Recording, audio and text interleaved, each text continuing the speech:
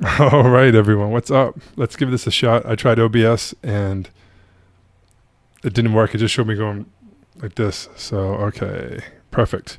It looks like I'm going to use this Ecamm Live and give this a shot. Anyway, Jesus, third time for this. So today I'm going to talk about the four biggest problems I see coaches have, high-ticket coaches have on their enrollment calls. So let me jump into this. I'm new to this iPad thing, so I'm pretty excited about it. So let's talk about some problems here. And the first problem that I see a lot of people have is they have a ton of calls without enrollments. So some 20, 30, 40 calls, all no's, no enrollments. A lot of people, believe it or not, 50 plus calls with no enrollments. Oops.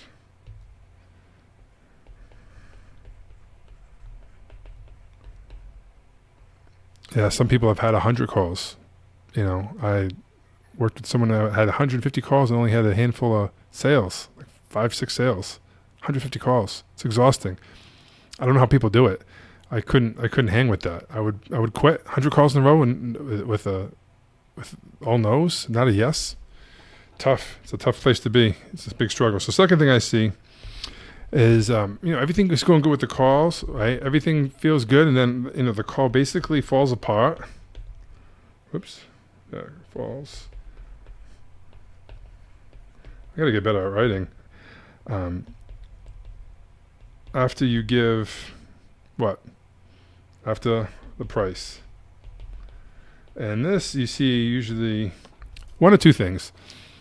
One, they get really weird and they're like, it's almost like how can you charge so much money?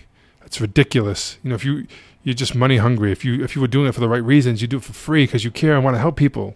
You got that type of person, or you got the person that's like, oh no, everything's great. Yeah, oh yeah, everything's great. I just need to talk to my husband. I just need to move some money around. I just need to whatever they tell you. It's all just a nice no. That's all it is, right? So that's a big problem. Everything falls apart after you give the price. Things just get weird. There we go. And then the third one is, this one is the most people complain about this. Can't, this one, overcome what? Oh God. Objections.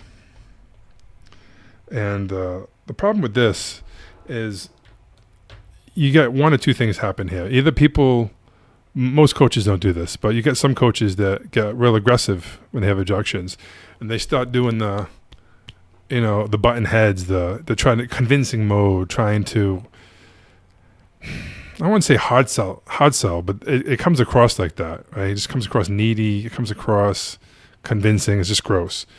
You have that, or you have the people that just completely fold like a lawn chair.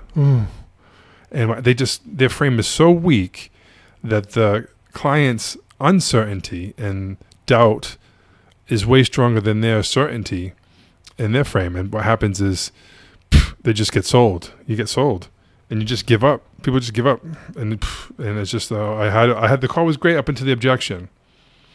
It wasn't, but anyway, people think it is. They just think if I could just handle the objection, right? So, and then the fourth one. This one's a little more uncommon as far as people like realizing what it is, okay? And this one is, you really don't know.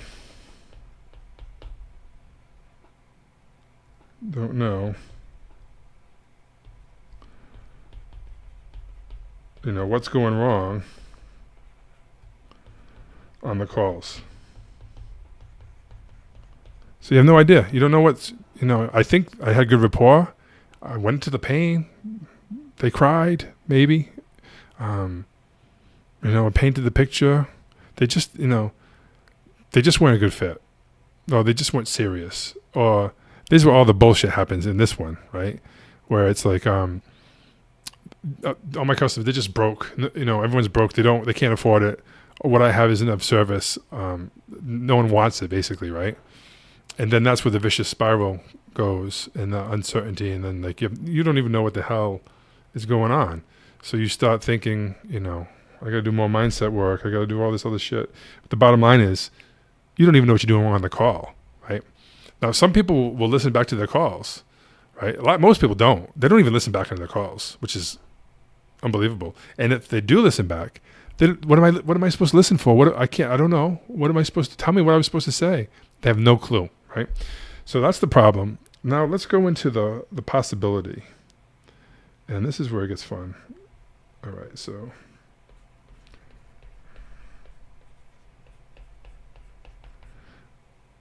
come on. Jeepers, I gotta get rid of this iPad thing. Anyway, so you go from 50 plus calls with little or no enrollments to now, you have certainty, you have confidence, right? On your calls. Let me see, on your calls. And this is my favorite. You can enroll clients at will. Now this might not even seem possible to you right now, but when you dial everything in with these other things, you'll see what I'm talking about. So 2, you're going to go from, the calls fall apart after you give the price to you have complete control over the call, the whole call, right? And you get them truly committed, right? So you get them really truly committed. So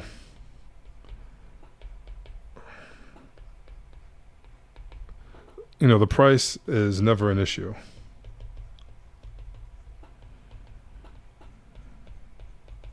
Right? The price is never the issue. It always goes back to commitment. And you're super clear and you have complete control of the call. You know how to keep the call on track. You know how to gently bring them back. You know how to guide them to where they need to go. And that's it. Simple. You just 100% certainty. Control the whole call. Price doesn't even really come up.